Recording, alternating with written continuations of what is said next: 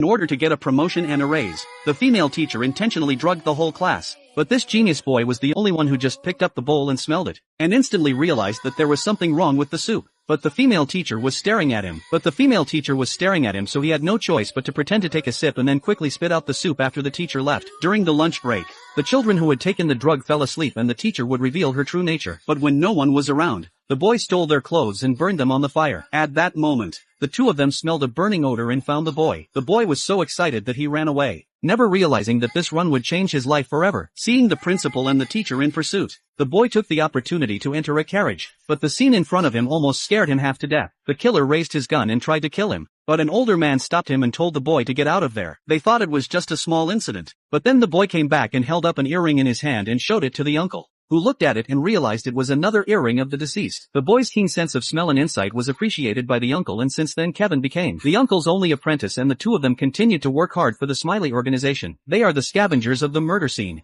using professional means to change the murder scene into an accidental death within a specified period of time. But during one of their missions, Kevin realized that the boy in front of him looked very much like himself when he was a child, and painful memories instantly flooded his mind. However, this distraction caused him to miss the best time to dispose of the body. In order to protect Kevin, the master asked him to evacuate first, while he stayed behind to deal with the aftermath. But time waits for no one. But when the master was ready to leave, he was accidentally caught by the security guards, and the mission ended in failure. However, once the rules are broken, you have to bear the consequences. Not long after the master was killed by the Smiley organization before he died, he told Kevin not to seek revenge on the organization and to escape from this country in time. But Kevin would not forget the master gave him a second life. He must make the Smiley organization to pay the price. In order to hide his identity, Kevin found a job as a teacher, but on his first day, the principal told him to be careful of the students in his class. The teacher was about to enter the classroom, but the principal wanted him to come out alive and told him to run if there was anything strange. Hearing the principal's warning, the teacher was filled with despair,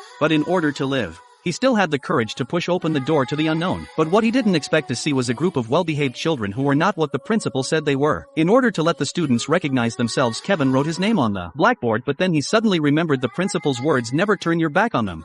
Kevin subconsciously turned his head to see the children smiling and welcoming him. He thought he was too nervous, so he planned to continue to finish writing his name. But then two girls appeared in front of him and told him they were going to the infirmary. But as soon as they left the classroom, one of them suddenly came back and told him that the other girl had fainted in the infirmary. Kevin was so worried that he followed the footsteps of the girl with the two ponytails and immediately rushed to the infirmary. But what he didn't expect was that the girl who had fainted had turned into a doll, and Kevin realized that he had been tricked. At this time, the door was locked from the outside by the students and from the only air vent lit test papers. Watching the carbon dioxide pouring in, Kevin made a bold decision on the spot. Then he took off his glasses and used his strong sense of smell to suck up everything in the room, and the chemicals that were on display exploded like an ultrasonic locator. After confirming the required elements, Kevin immediately sprinkled a little aluminum powder on the paper, then stirred up potassium nitrate and fused the two together in proportion, and finally inserted a fuse, and a simple play bomb was ready. At this time the excited students are still dancing, but as the big iron door slowly falls Kevin from the smoke out of the overbearing. Because of this, Kevin went from being a problem in his class to being the school's favorite teacher, and wherever he went, he was sure to be followed by a small group of fans. However, once the most honest student in the class approached Kevin and said he had to give him a bouquet of flowers. Kevin thought it was strange, so he asked him why he wanted flowers. Every time she transfers to a new school,